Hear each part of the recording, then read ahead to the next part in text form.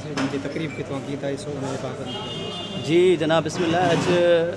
असां आयासूं हिन प्रोग्राम खे अटेंड कयोसीं। कराची डिस्ट्रिक्ट मलिर जे अंदरि हिकिड़ो प्रोग्राम मुनक़द कयो प्लेटफॉर्म PZBO पाकिस्तान ज़िंदाबाद ऑर्गेनाइज़ेशन। और जेको अॼु प्रोग्राम हुयो उहो हलफ़ बरदारी हुई। गडाप टाउन में जेके दोस्त हुया सहाफ़ी उनजो हलफ़ बरदारी जो प्रोग्राम हो, ॾाढो बहितरीनु प्रोग्राम थियो। ऐं मां बहसियत human rights Sindh federal government यकीन थो रखां ऐं उमीद थो रखां कि जेके दोस्तनि हलफ़ खयो आहे उहे आइन ऐं क़ानून जे पासदारी बि कंदा ऐं उन में रही करे हिन क़ौम जी बि ख़िदमत कंदा ऐं हितां जा जेके गडाप जा जेके मसइला आहिनि, माण्हुनि जा आवाम जा मसइला आहिनि, ह्यूमन राइट्स ग्राउंड ते आहिनि, जंहिं बि हवाले सां उन्हनि खे मेरिट ते ऐं ह्यूमन राइट्स ग्राउंड ते ऐवाननि ताईं पहुचाईंदा।